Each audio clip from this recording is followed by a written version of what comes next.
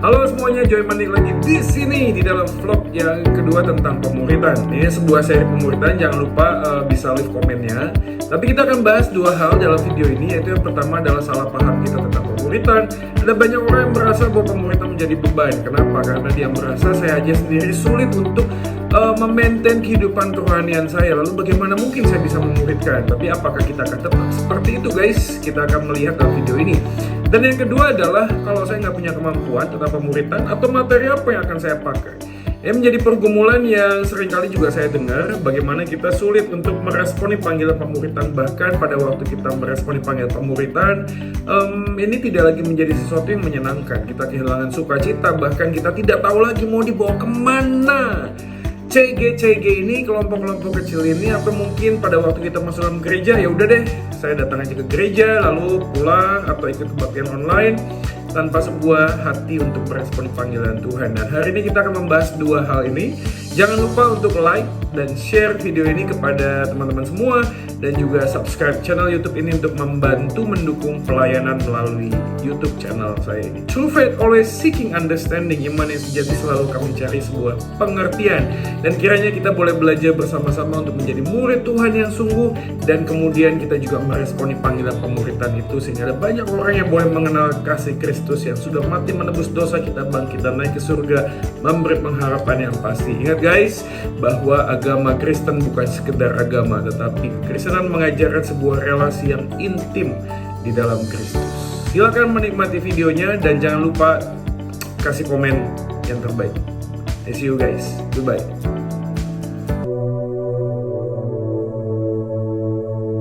Mengganggu diri saya ketika saya ini membuka sesuatu yang sebenarnya orang lain nggak perlu tahu. Ya sekali lagi gini ya, ini kan budaya timur. Wah kalau Kak J kalau begitu kayaknya saya berat juga sih. Tapi itu proses pemuritan. Proses pemuritan itu dimulai dari otentisitas. Dan otentisitas itu menuntut kejujuran. Dan maaf, kejujuran itu seringkali menyakitkan. Tapi itu lebih baik daripada kebohongan yang bisa membunuh kita, saudara sekalian. Saya ulangi sekali lagi kalimat ini. Otentisitas membutuhkan kejujuran. Dan kejujuran itu seringkali menyakitkan. Namun itu lebih baik daripada sebuah dusta yang akan membunuh diri kita sendiri. Ya apalah jadinya kita menjadi orang Kristen yang selalu menutup-nutupi sesuatu, menganggap kita ini sangat kuat, walaupun alih-alih kita ngomong tentang ini adalah Tuhan yang memberikan kekuatan lain sebagainya, kita sedang menutupi sesuatu di dalam diri kita yang kita tidak ingin orang lain tahu, karena kita sadar, kita tahu bahwa itu akan mengganggu siapa saya gitu loh. Ya. Jadi apa ya namanya? Selama kita bergereja, ada banyak orang yang sering kumpul dan sering ketemu. Basis pertemuannya itu adalah karena ada satu pelayanan. Ya, ini terjadi di dalam diri saya, saudara sekalian. Ya, hampir bertahun-tahun datang hanya bicara tentang karena ada rapat. Datang kumpul bicara tentang karena ada panitia Natal misalnya. Datang kumpul membahas tentang orang lain. Kita nggak pernah bicara tentang hati ke hati. Ya, sampai akhirnya kita memutuskan ada kelas mentoring di gereja kami. Dan satu hamba Tuhan dengan hamba Tuhan yang lainnya mempunyai satu kesempatan yang sama untuk, yaitu tadi ya, mulai dari berbekiwan, ya, ngobrol bareng, cerita tentang suami, tentang istri, tentang anak-anak, kerinduan tentang pergumulan pribadi, ya mungkin rasanya itu nggak cocok diomongkan gitu loh. Tapi itu yang kita mulai bangun, ya, membangun sebuah budaya yang baru. Dan sekali lagi itu tidak mudah sih, butuh puluhan tahun, ya, untuk bisa mengubah cara berpikir bahwa hamba Tuhan itu bukan dewa. Hamba Tuhan itu bukan setengah dewa, bukan. Hamba Tuhan adalah manusia yang sama seperti kita, ya, yang dipanggil oleh Tuhan untuk melayani penuh waktu, yes. Jadi kalau melayani penuh waktu bukan berarti bahwa hamba Tuhan itu tidak punya kekurangan. Ya. Makanya saya beberapa kali di gereja kelas pemuritan juga sama seperti ini. Saya ngomongin keras dengan majelis. Anda kalau misalnya melihat hamba Tuhan itu hanya dengan deret ukur evaluasi, deret ukur kapasitas, deret ukur khotbah, deret ukur ceramah, kemampuan apologetikanya, kemampuan memimpin ini, saya bilang ini bukan gereja lagi, ini perusahaan. Gitu. Ini perusahaan. Saya terakhir juga membuat sebuah konten YouTube di channel saya yang mengkritisi juga, menjadi otokritik gitu loh. Sekarang gereja-gereja yang membutuhkan hamba Tuhan membuat standar yang cukup tinggi kepada sekolah Alkitab. Harus bisa main gitar, main piano, main seruling, main gitar bass, harus bisa tamborin, harus bisa apa lagi, harus bisa ini. Tapi di mana pertanyaan tentang panggilan, tentang integritas udah menjadi nomor kesekian gitu loh. Nomor kesekian. Yeah. Saya sekali lagi ya, saya bukan ngomong bahwa kemampuan itu tidak penting. Ini juga menjadi otokritik buat hamba Tuhan. Karena begitu hamba Tuhan masuk dalam sebuah gereja, itu seringkali terbuai dengan zona kenyamanan. Karena masuk terbuai dalam zona kenyamanan, sudah mulai malas baca buku, sudah mulai malas ikut seminar, sudah mulai malas baca Alkitab dengan eksposisi, sudah mulai malas tidak mengupgrade dirinya sendiri. Padahal kita tahu tadi faith seeking understanding, iman yang sejati selalu akan mencari sebuah pengertian. Gak mungkin kita berhenti di dalam satu titik. Karena iman Kristen itu ibarat anak kecil yang sedang mengayuh sepeda roda 2, kan yang saya sudah mengatakan. Pilihannya adalah hanya mengayuh terus. Karena begitu Anda berhenti, maka Anda akan jatuh. Jadi harus terus berjalan. Nah, dalam konteks bagian ini kita harus memahami bahwa kehendak Allah dalam konteks pemuritan adalah melakukan God's will, kehendak Tuhan. Di satu sisi ada yang namanya peran sebagai majelis, di sisi yang lain sebagai hamba Tuhan, di sisi lain sebagai jemaat. Tetapi kita harus sadar bahwa dimanapun posisi kita ini sama di hadapan Tuhan. Kita punya kelemahan, kita punya kelebihan.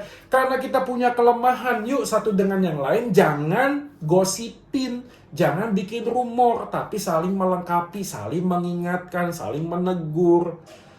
Tapi begitu ada kelebihan yang lain, ayo saling mengingatkan supaya tidak sombong, saling belajar. Itu kan proses pemuritan begitu. Gitu. Maka bersyukurlah kita kalau ditegur, walaupun itu kadang nggak enak gitu loh. Tapi teguran itu adalah salah satu bentuk tentang cinta kasih kan. Daripada dicuekin coba.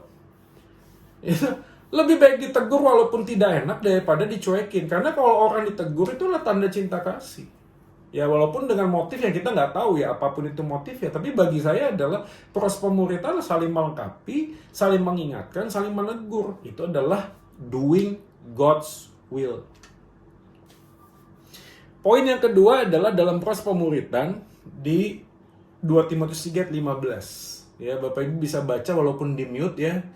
Kita baca sama-sama. Ingatlah juga bahwa dari kecil engkau sudah mengenal kitab suci yang dapat memberi hikmat kepadamu dan menuntun engkau kepada keselamatan oleh iman kepada Kristus Yesus. Ini adalah surat kiriman Rasul Paulus kepada Timotius.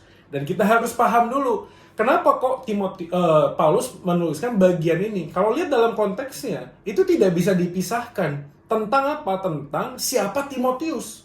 Siapa Timotius? Papa mamanya itu dua orang yang punya budaya yang berbeda. Satu orang Yahudi, satu bukan orang Yahudi. Dalam pergumulan itulah dia mengenal kitab suci melalui mamanya. Mamanya melalui omanya, Eunike. Kan begitu. Nah, pada waktu dikatakan mengenal kitab suci, apa yang terjadi pada Timotius sebenarnya? Timotius adalah orang yang sangat pemalu. Dia tidak mempunyai sebuah kepercayaan diri untuk memimpin sebuah jemaat. Dan Rasul Paulus pada waktu itu memberikan sebuah kekuatan, pengharapan. Ingat bahwa dari kecil engkau sudah mengenal kitab suci. Nah, kata mengenal yang dipakai di sana adalah eido. Eido itu berbeda dengan teoreo dan ginosko. Apa bedanya, Pak? Karena pada waktu kita bicara tentang eido, itu pemahaman yang dihayati, saudara sekalian. Yeah.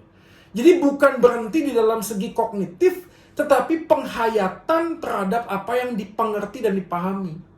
Berbeda dengan kata ginosko atau teoreo, yang justru dipakai seperti mengetahui tapi tidak tahu. Kata ini pernah dipakai di Injil Yohanes ketika para murid itu melihat Yesus, tapi dikatakan mereka tidak mengenal bahwa itu Yesus. Tidak mengenal.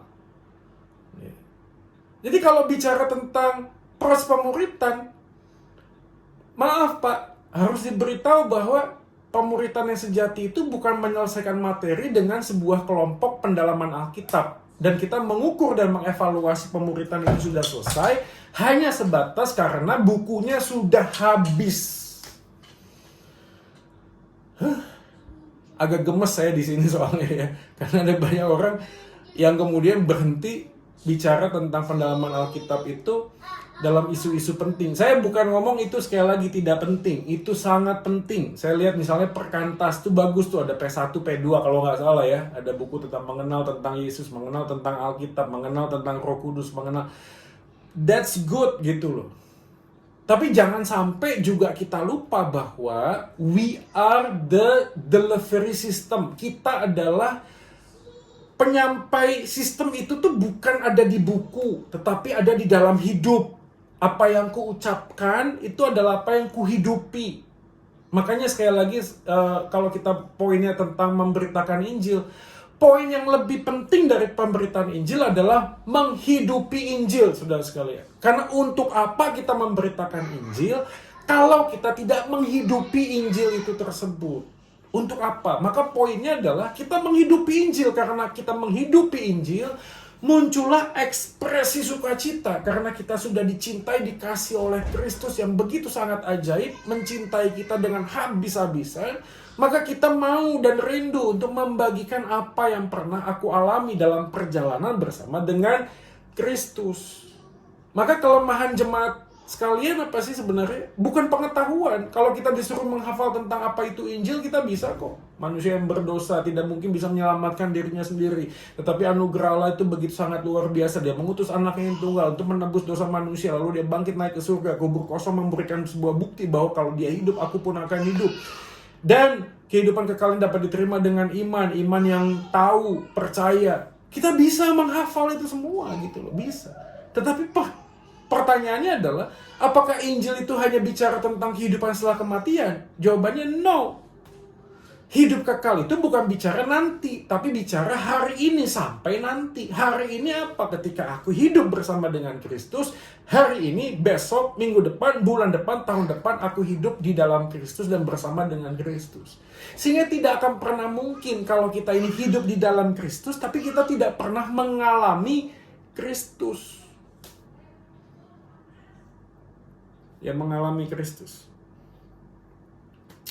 Ini yang katakan D.A. Carson mengutip tentang komentarnya terhadap Roma pasal 12. Kalimatnya begini, there must be transformation. Harus ada transformasi. For this is God's very purpose in salvation. Ini tujuan utama dari keselamatan yang dia nyatakan. Ya. Di dalam pekerjaan tangannya, dia memberikan perubahan, ya, menjadi new creation. Ya, kalimat itu penting sekali yang dibawa. Ya, not because the good works have secured our place in God, but precisely because they are inevitable. Saya garis bawahi kalimat itu. Tak terhindarkan. Jadi kalau terjemahannya, pekerjaan baik ini bukan penentu yang menjadikan kita mendapatkan tempat bersama dengan Allah. Sebaliknya, karena kita telah diberi tempat bersama dengan Allah, tak terhindarkan kita akan membuahkan pekerjaan baik. Maka dalam pertemuan kedua ini, saya ingin memberikan dari semua yang saya mau sampaikan, ya mungkin kalimat ini jangan dilupakan gitu. Proses pemuritan adalah proses penyangkalan diri dan memikul salib. Proses pemuritan adalah proses penyangkalan diri dan memikul salib. Karena penyangkalan diri dan memikul salib adalah bukti dari sebuah cinta kita kepada Kristus yang lebih dahulu mencintai kita. Tak mungkin ada kasih tanpa penyangkalan diri. Tak mungkin ada kasih tanpa pengorbanan. Tak mungkin ada kasih tanpa memikul salib. Ya. Jadi kalau hari ini kita berkumpul dan berpikir tahun depan kita akan lakukan pemuritan dan berharap gereja kita akan menjadi lebih baik, lebih besar, lebih banyak orangnya, rasanya itu menjadi ilusi saja sih, menjadi mimpi di siang bolong. Karena sesungguhnya Tuhan memanggil itu di dalam konteks anugerahnya gitu. Pertanyaan kepada kita hari ini adalah bukan nanti bagaimana gereja kita, tapi nanti bagaimana kehidupan kita di dalam Tuhan. Ya.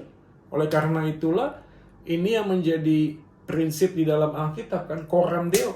Coram Deo adalah apapun yang kita lakukan, kita sedang berhadapan dengan Tuhan. Apapun, kita berhadapan dengan istri, berhadapan dengan suami, berhadapan dengan anak, berhadapan dengan pekerjaan, berhadapan dengan apapun juga, bahkan pada saat kita berhadapan pada diri kita sendiri, kita sedang melihat Tuhan yang ingin menyatakan sesuatu di dalam kehidupan kita. Makanya di dalam prinsip pemuritan Yohanes 15 ini menjadi penting ya, tidak hanya Matius 28. Apa itu? Kalau kita membaca Yohanes pasal 15 adalah tentang pokok anggur dan ranting. Maka pada waktu kita bicara tentang pokok anggur, Yesus dengan jelas dan clear mengatakan, di luar aku kamu tidak dapat berbuat apa-apa. Kalau di luar aku kamu tidak berbuat apa-apa, dan dianalogikan dengan ranting, maka tugas ranting adalah melekat kepada sang pokok. Karena melekat pada sang pokok, maka pokok itulah yang memberikan nutrisi kepada ranting, supaya di dalam ranting itu dipercayakan buah-buah kehidupan. Ya, jadi jangan sampai keliru memaknai tentang buah-buah itu adalah kemampuan kita. No. Pergumulan di dalam pemuritan itu bukanlah mendorong anak murid kita untuk menjadi orang yang baik ya. Itu udah keliru, sangat keliru. Yang kita dorong adalah mereka untuk hidup di dalam kebenaran. Kebaikan adalah buah ketika dia hidup dalam kebenaran. Ya. Jadi kalau kita dalam konteks pemuritan, lalu dalam kelompok ada orang yang misalnya menyampaikan pergumulan tentang dosa, tidak bisa lepas dari ikatan dan lain sebagainya. Poin penting kita sebagai pemimpin bukanlah memberikan sebuah opsi supaya dia bisa lepas dari perbuatan dosanya, bukan. Tetapi mendorong dia untuk mencari Tuhan supaya kekuatan untuk bisa melepaskan dari pergumulan dosa itu datang daripada Tuhan, bukan datang daripada dirinya sendiri. Ya, Bapak Ibu bisa paham ini ya.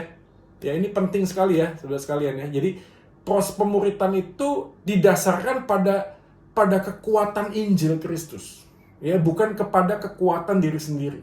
Nah, ini yang menjadi salah kaprah bagi beberapa orang yang masuk dalam proses pemuritan, kemudian merasakan, wah tuntutannya terlalu tinggi. Beberapa orang merasa kalau masuk dalam proses pemuritan, waduh nanti gue disuruh ini, disuruh itu, suruh baca Alkitab, gak siap. Ya, berapa anak pemuda berpikir tentang kelompok CG itu kelompok orang-orang suci, sudah sekalian. Ya, orang yang kalau jalan itu tidak nginjek lantai, ya udah terbang, lalu ada neonnya di kepala, pakai sayap.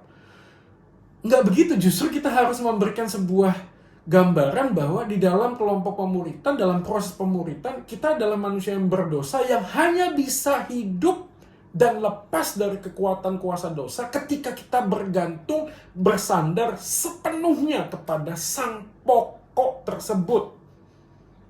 Oleh karena itu, pada waktu melakukan proses pemuritan, jangan bersandar kepada materi, jangan bersandar pada kurikulum, jangan bersandar kepada Pak Pendeta, jangan bersandar kepada pelatihan ini misalnya, jangan bersandar dari apa yang saya mau katakan, bukan. Bersandarlah totally 100% kepada siapa? Kepada Sang Kristus, Sang pokok anggur, Sang Injil yang sejati, Sang Tuhan dari segala Tuhan itu. Karena nggak mungkin kita bisa menjalani proses pemuritan ini kalau kita bersandar dengan kekuatan di luar Kristus. Karena ini panggilan Dia kok. Ini gereja Dia kok. Ini baitnya Dia kok. Ya. Kalau ini baitnya Dia, maka yang kita bisa lakukan Roma 12 ayat 1-2, offering life, mempersembahkan hidup sebagai persembahan kita. Roma 12 ayat 1-2 di dalam Calvin Commentary, ya, Calvin mengatakan demikian. Permohonan Paulus mengajari kita bahwa manusia tidak akan pernah menyembah Allah dengan hati yang tulus atau tergugah untuk bertakwa dan taat kepadanya dengan semangat yang cukup sampai mereka mengerti sebaik-baiknya betapa besar hutang mereka kepada rahmat-Nya. Paulus dalam rangka mengikat kita kepada Allah bukan oleh rasa takut seorang budak, melainkan oleh kasih yang sukarela dan gembira akan kebenaran. menarik perhatian kita oleh manisnya anugerah yang menyelamatkan kita. Ya. Jadi apa sih Pak evaluasi dalam proses pemuritan? Menurut saya evaluasinya ini. Apakah kita dengan penuh sukacita dan hati yang gembira untuk menjalani sebuah kebenaran? Karena kalau tanpa sukacita kita mana mungkin bisa menjalani proses pemuritan. Kita akan mencari cara untuk escape kok. Ya, nanti tanya, Pak, nanti minggu depan kita ketemuan ya, grup. Waduh, udah merasa mulai punya beban. Nggak seru gitu loh, nggak enak gitu loh. Pada waktu dihubungi itu kita mencari alasan. Nah, pertanyaannya kenapa? Karena mungkin kita kehilangan sukacita. Why? Karena bisa saja di dalam kelompok itu hanya ada penghakiman, hanya ada diskriminasi, hanya ada nasihat-nasihat, tapi tidak ada satu dengan yang lainnya itu saling mau berjalan bersama-sama dan bersandar kepada Tuhan. Bapak Ibu paham ya maksudnya? Kalau dalam kelompok itu ya, satu dengan yang lainnya itu tidak menempatkan diri di hadapan Tuhan itu sama, maka satu orang dengan yang lain itu akan menjadi minder. Dan saya mau kasih satu quotation juga ya, maksudnya gini. Pada waktu kita masuk dalam kelompok pemuritan, poinnya adalah bukan hanya apa yang saya bisa dapatkan, tapi apa yang saya bisa bagikan. Ya. Karena ada banyak orang yang ngomong gini, aku ikut kelompok itu lagi. Aku nggak dapat apa-apa. Nah ini udah keliru cara berpikirnya. Ya. Sebuah proses perjalanan pemuritan itu bukan hanya apa yang saya bisa dapatkan, tapi apa yang bisa saya bagikan. Karena bisa saja Tuhan memakai kita untuk menjadi perpanjangan tangannya dan suaranya untuk meneguhkan iman seseorang, untuk menguatkan iman seseorang, untuk membawa dia untuk tetap berjalan dan mengangkat wajahnya bersama-sama dengan sebuah kelompok. William Hendrickson mengatakan demikian, anugerah Allah adalah kemurahannya yang aktif, yang mengaruniakan pemberian terbesar kepada orang-orang yang sesungguhnya layak menerima hukuman terbesar. Anugerah Allah adalah kemurahannya yang aktif yang mengaruniakan pemberian terbesar kepada orang-orang yang sesungguhnya layak menerima hukuman terbesar. Siapakah yang layak menerima hukuman terbesar adalah aku dan engkau. Ya, tetapi anugerah Allah itu begitu sangat luar biasa, memberikan kepada kita sebuah kesempatan ya, untuk bisa bertumbuh, mengenal Dia dan mengenal sesama kita di dalam sebuah proses perjalanan hidup ini. Sebagai konklusi, siapakah murid Kristus? Ini dia. Yang pertama adalah calling and clarity, panggilan dan kejelasan tentang panggilan. Jadi poin pertama apa yang kita harus pahami? Bagi kita menjadi refleksi. Bagaimana kita mengerti dan memahami panggilan kita? Ya. Bagaimana kita bisa mengerti dan memahami panggilan Tuhan kepada orang lain? Dimulai dari bagaimana kita memahami panggilan kita. Dan tidak hanya panggilan, tetapi juga kejelasan panggilan. Tuh ya, kalimat itu bagus. Without listening to God, you will not have an intimacy with God. Tanpa memperhatikan suara Tuhan, kamu tidak akan pernah mungkin punya keintiman dengan Tuhan. Without intimacy with God, you will never have a passion for God. Tanpa keintiman di dalam Tuhan, kita tidak akan pernah mungkin punya kerinduan yang besar, sebuah passion untuk Tuhan. Jadi, kita harus belajar not only hear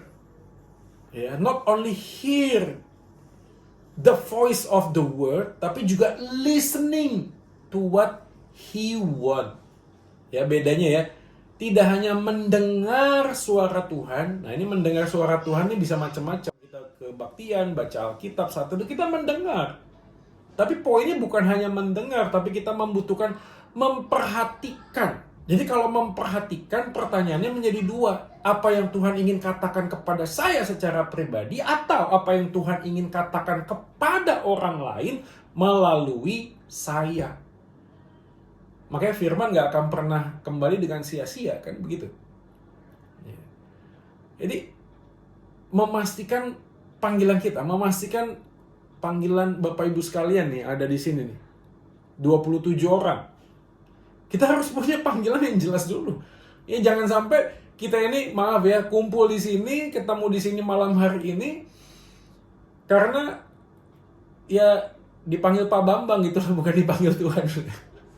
Ya Tuhan bisa pakai Pak Bambang sih, betul sih. Tapi kita kalau berhenti hanya karena sungkan kepada orang lain, karena malu kalau nggak datang, nanti kok ini pengurus nggak ada, kok majelis nggak datang, kok hamba Tuhan nggak muncul, kita kehilangan itu tadi, passion for God. Kenapa? Karena kita nggak memperhatikan gitu loh. Kalau memang Tuhan izinkan hari ini, malam hari ini kita hadir di sini, dengan tujuan mula-mula yang mungkin motifnya itu melenceng kemana-mana, yuk sekarang ini waktunya untuk kembali mengarahkan straight forward, kembali mengarahkan kepada jalan kita. Akuilah dia dalam segala lakumu, maka dia akan meluruskan jalanmu. Amsal 3 ayat 6. Jadi mengakui Tuhan, aku dipanggil oleh Tuhan, walaupun dengan berbagai macam cara, melalui orang lain, diajak teman, tapi hari ini aku jelas, clear, bahwa panggilanku hari ini adalah bagaimana aku bisa menjadi murid Kristus yang sejati, dimulai dari aku. Sehingga pada waktu aku merespon menjadi murid Kristus yang sejati, pada saat yang sama aku belajar untuk memuridkan orang lain. Dan pasti ini mulai dari mana? Dari orang yang paling dekat dengan kita. Bagaimana kita sebagai suami memuridkan istri, istri memuridkan anak-anak, ya kokonya memuridkan adiknya. Bagaimana kita mempunyai sebuah budaya, culture, di mana apapun yang kita sedang bicarakan dalam rumah tak pernah lepas dari Injil Kristus, tak pernah lepas kalau ada Yesus di sini, dia akan memberikan respon apa, apapun itu, entah itu sekolah, entah itu memasak, entah itu bekerja, entah itu memberikan respon ucapan, entah itu pergi jalan-jalan, entah itu main games. Selalu nilainya adalah panggilanku sebagai murid Tuhan itu tidak pernah lepas, tidak pernah berhenti ketika aku ada di tempat yang lain. Enggak ada gitu. Oleh karena itu tidak hanya calling dan clarity, discipleship talking about commitment and consistency. Ini PR besar loh Bapak Ibu sekalian. Pada waktu kita merespon panggilan pemuritan ini bukan bicara 1 bulan 2 bulan, ini bicara puluhan tahun. Kalau saya mau bicara di dalam gereja saya aja, saya memulai sungguh-sungguh ya, sungguh-sungguh memulai itu kurang lebih 9-10 tahun. Ya itu mungkin setengah dari masa pertobatan saya mungkin. Baru bisa menemukan dan mengerti dan memahami, oh iya esensi di dalam panggilan kita itu discipleship gitu loh. Kemanapun kita sedang belajar, apakah itu bicara tentang apologetika, bicara tentang seminari, bicara tentang apapun lah bentuknya, seminar-seminar webinar, poinnya adalah satu, bagaimana aku bertumbuh sebagai murid. Karena murid itu selalu belajar. Kalau kita tidak belajar, maka berhentilah jadi murid. Dan tidak mungkin kita berhenti jadi murid, karena murid itu adalah satu paket yang sama ketika kita percaya Yesus kan. Talk less, listen more, and act upon what you heard. Seeing is believing, and listening results is in understanding. Wah ini bahasanya kok apapun itulah ya. Tapi begini, intinya begini. We can only understand the will of God if we stand under the will of God. Kita hanya bisa mengerti dan memahami firman Tuhan kalau kita berdiri di bawah firman Tuhan itu sendiri. Jadi sebagai murid, apa yang harus kita lakukan sebenarnya adalah kita belajar untuk menundukkan ego kita, menundukkan cita-cita kita mungkin ya di bawah firman Tuhan, dan mulai bertanya dalam proses pemuritan. Saya sih berharapnya gini, Bapak Ibu yang ikut di dalam kelompok ini, mulailah mungkin nanti Pak Bambang atau majelis bisa mulai memimpin untuk mulai berdoa, saudara sekalian, sebagai murid. Doa kita kepada Tuhan adalah apa yang Tuhan inginkan di dalam kehidupan saya di dunia ini melalui gereja, keluarga yang Tuhan percayakan saat ini. Apa yang Tuhan inginkan? Apa yang harus saya kerjakan? Ya. Dalam konteks saya meresponi panggilan Tuhan. Ya, maka yang terakhir itu adalah bukan hanya komitmen konsistensi, tetapi yang terakhir adalah komunikasi. Ya. Communication, not only connection. Jadi communication itu apa sih Bapak Ibu sekalian? Itu ada satu kata yang menjadi akar, yaitu common. Common itu sama. Common menjadi community. Community menjadi communication. Jadi orang yang mempunyai kesamaan dalam aspek tertentu hanya akan bisa berkomunikasi dan membentuk sebuah komunitas. Sekali lagi, komunikasi bukanlah cuma sekedar connection. Connection tuh bisa sekali-sekali, bisa sewaktu-waktu. Tegur sapa, apa kabar, basa-basi, dan lain sebagainya. Tetapi communication more of that. Lebih daripada itu, komunikasi adalah bicara tentang panggilan yang sama. Satu hal yang sama, Kristus yang sama, baptisan yang sama, Tuhan yang sama, iman yang sama, panggilan yang sama, yang di dalamnya kita mau bertumbuh bersama-sama. Nah, Bapak Ibu juga harus memahami bahwa pemuritan bukan hanya bekerja sama, tapi juga sama-sama bekerja. Ya. Bedanya apa sih? Bekerja sama itu semuanya hanya job desk gitu. Ya. Dan merasa bahwa kalau job desk saya sudah selesai, sudah beres. Enggak. Tapi harus sama-sama bekerja. Artinya adalah job desk satu dengan yang lainnya bicara tentang kalau yang lainnya membutuhkan pertolonganku, ya aku juga membantu gitu loh. Ya. Kan ini kan kesulitannya ya pada waktu kita belajar tentang gereja misalnya. Salah satu yang dikritik oleh banyak teolog adalah ketika gereja itu membuat segregasi kan. Ya. Pemisah-pemisah. Saya bukan ngomong ini juga debatable ya, maksudnya tidak mudah untuk bisa kita bicarakan. Tapi apakah pada waktu jemaat mula-mula beribadah itu ada sekolah minggu? Rasanya enggak sih. Mereka sama-sama bersekutu bersama sih. Kenapa? Kok begitu? Kenapa kok penting begitu? Karena anak belajar menyembah Tuhan itu bukan dari guru, tapi dari orang tua. Gitu. Makanya perlu dia memikirkan, jangan sampai sekolah minggu, remaja, umum ya umum. Nggak bisa begitu gitu loh. Gereja ada satu kesatuan tubuh Kristus. Pemuritan adalah bagaimana melihat sebuah perjalanan hidup bersama-sama gitu. Ya. Makanya kita percayanya proses pemuritan yang ideal, quote and quote ya, ideal adalah melalui konteks keturunan, misalnya ala Abraham, Ishak dan Yakub. Jadi Abraham ke Ishak, Ishak ke Yakub. Jangan loncat, tiba-tiba kita ngomong tentang Ishak, yang mendampingi adalah Abraham. Maksudnya apa sih implikasinya gini? Ketika kita ngomong tentang pemuritan anak remaja, yang ngajar tuh engkong-engkong gitu. Udah nggak nyambung sebenarnya dalam proses konteks pemuritan gitu. Bukan hanya sekedar apa yang dikatakan, tetapi apa yang sedang dijalani. Ya, makanya butuh apa? Butuh common. Common dalam konteks apa? Common dalam konteks panggilan yang sama gitu. Ya, bukan hanya connection.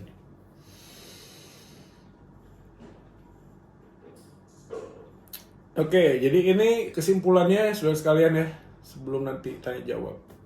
Jadi yang pertama, apa tuh pemuritan? Paradigma berpikir kita harus dirubah. Ya, ini bukan program, ini bukan materi, ini adalah tentang diri. We are the delivery system. Kita adalah pemberitanya, bukan materinya. Sekali lagi, bukan berarti materinya tidak penting, tetapi yang lebih utama bukan hanya apa yang kuucapkan, tetapi apa yang kuhidupi. Ya. Jadi pertanyaannya, Pak, wah saya ini belum tahu apa-apa. Nggak usah bingung. Nanti Pak Bambang dan majelis bisa membantu dengan materi. Tapi lebih daripada itu, ini bukan cuma tentang materi, tetapi bagaimana kita menghidupi itu, menghidupi tentang Injil itu. Yang kedua adalah sikap hati. Jadi kalau kita bicara tentang sikap hati, pemahaman tentang pemuritan itu membawa kita untuk memahami bahwa semuanya dasar dan tujuan adalah pada Kristus. Yang ketiga adalah esensi dan ekspresi. Jangan sampai kita terjebak kepada satu metodologi sehingga kita kehilangan esensinya. Ya, cara itu bisa macam-macam. Ya, seperti yang saya selalu katakan misalnya, bagaimana kita membangun relasi yang intim dengan Tuhan? Karena kalau nggak ada keintiman dengan Tuhan, kita nggak bisa mendengar suara Tuhan. Ya, membangun keintiman dengan saat teduh, gitu, dengan membaca Alkitab. Tetapi cara membaca Alkitab tentu saja berbeda-beda satu dengan yang lainnya. Apakah membaca Alkitab melalui dibantu dengan YouTube, mendengarkan khotbah-khotbah? Bisa saja ya. Apalagi pakai YouTube channel saya ya. Nah, ini linknya di bawah ini ya, Anda bisa ikuti. Itu ada eksposisi, bisa juga. Ya, membantu. Kenapa? Karena kasih itu dinamis itu membutuhkan kreativitas. Saya selalu katakan ini, dan pemuritan itu membutuhkan kasih yang terus dinamis. Orang kalau nggak dinamis, orang kalau nggak kreatif, kecenderungannya menjadi monoton. Dan repotnya begitu sudah monoton, apa yang terjadi? Legalitas. Yang penting saya sudah lakukan. Dapat apa atau nggak dapat, ya udah nanti aja gitu loh. Yang penting aku sudah lakukan. Ya buat apa? Ya lama-lama akan menjadikan kejenuhan gitu loh. Ya kan? Kan saya sudah selalu katakan ya, kejenuhan itu bukan karena banyaknya aktivitas rohani. Kejenuhan itu karena minimnya relasi rohani. Minimnya relasi. Selama kita punya relasi yang baik, tentu saja aktivitas tidak akan membuat kita burden gitu loh. Burn out, enggak. Ya, jadi harus pastikan dulu esensinya apa, ekspresinya apa. Apalagi ini new normal kan. Ya gimana kita bisa memuridkan dalam konteks pakai Zoom, pakai internet ya. Bagaimana kita bisa melihat materi-materi yang penting ada di YouTube juga yang bisa digunakan. Yang keempat adalah ritual dan realitas ya. Jadi saya sendiri juga memahami bahwa dalam konteks mengikut Tuhan ada banyak ritual sih. Dan bukan berarti ritual itu semuanya salah, enggak. Tapi harus memahami bahwa semua ritual itu harus punya relevansi terhadap realitas kehidupan kita. Ya pada waktu kita hidup dalam ritual keagamaan setiap hari Minggu misalnya ibadah lain sebagainya, harus ada realitas yang asli. Bagaimana apa yang kita jalani itu memberikan sebuah dampak dalam hidup kita. Yang kelima adalah stigma negatif ya. Hati-hati dengan bagian yang kelima ini, karena seringkali ini menjadi penghalang yang dipakai oleh iblis. Misalnya contoh, saya nggak terlalu rohani, saya masih banyak kebobrokan, saya belum cocok, saya belum belajar, ada orang yang lebih baik dari saya dan lain sebagainya. Justru itu membuat kita tidak akan pernah bisa move on. Ya, karena sesungguhnya pemuridan itu bukan mencari orang yang sudah baik, seperti yang Yesus katakan, aku mencari untuk orang yang berdosa. Karena orang yang berdosa yang membutuhkan tabib untuk disembuhkan. Kan begitu ya kurang lebih ya. Jadi stigma negatif ini juga harus kita pahami bahwa tidak ada yang lebih baik satu dengan yang lainnya, tapi kita bersama-sama bertumbuh. Ya. Dan sekali lagi bukan hanya untuk sekedar melakukan yang baik, tetapi hidup di dalam kebenaran. Nah Bapak Ibu, ini yang terakhir bisa dicatat to-do list-nya.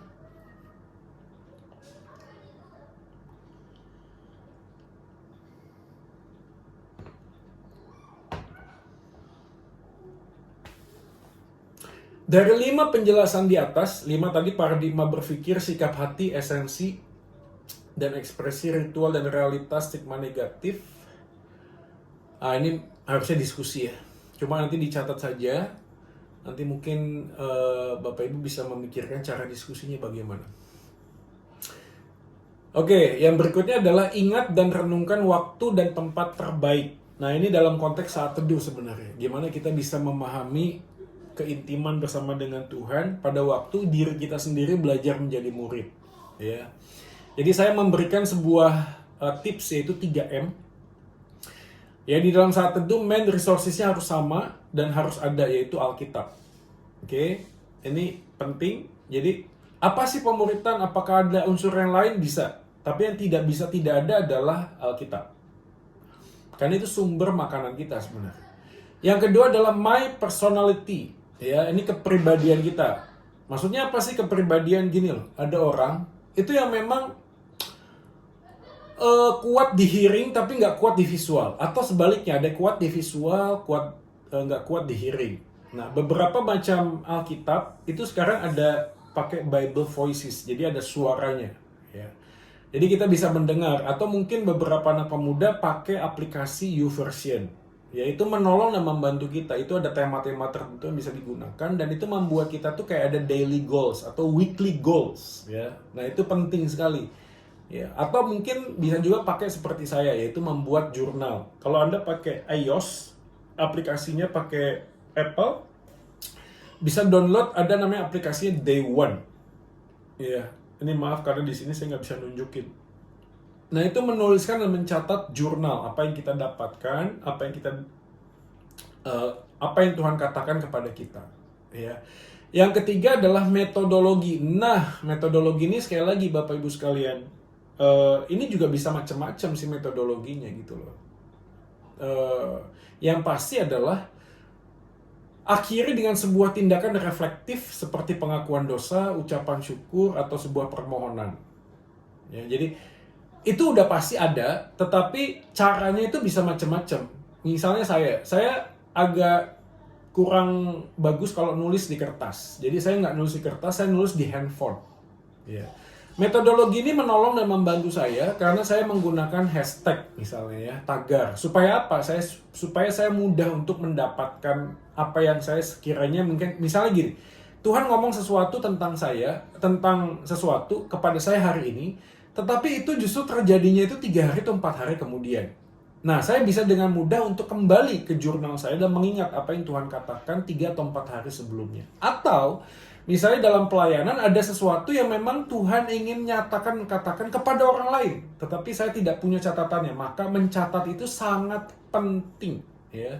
Kenapa itu menjadi sangat penting? Karena Alkitab pun dicatat, saudara sekalian. Jadi menulis adalah Alkitabiah, ya. Makanya dari segala macam cara Tuhan ngomong kepada kita, menariknya dia memilih untuk menginspirasikan dan menuliskannya di dalam kitab suci. Jadi menulis itu menjadi sangat penting. Ya. Oke, apa itu tadi? Yang terakhir adalah ABC. Begitu kita baca firman Tuhan, satu, otentik, menjadi diri sendiri dan apa adanya. Kedua adalah belief, percaya bahwa Tuhan itu hidup dan dia sedang menyampaikan sesuatu kepada kita. Yang ketiga adalah decisive action. Soalnya ketiga itu conditioning your heart, ya. Conditioning your heart, ya, haus akan kebenaran, rendah hati dan terbuka. Yang keempat adalah decisive action. A, B, C, D, ya. Otentik, percaya, mengkondisikan hati kita, yaitu decisive action, lakukan dan jangan menunggu-nunggu. Oke, saya stop di sini, ya.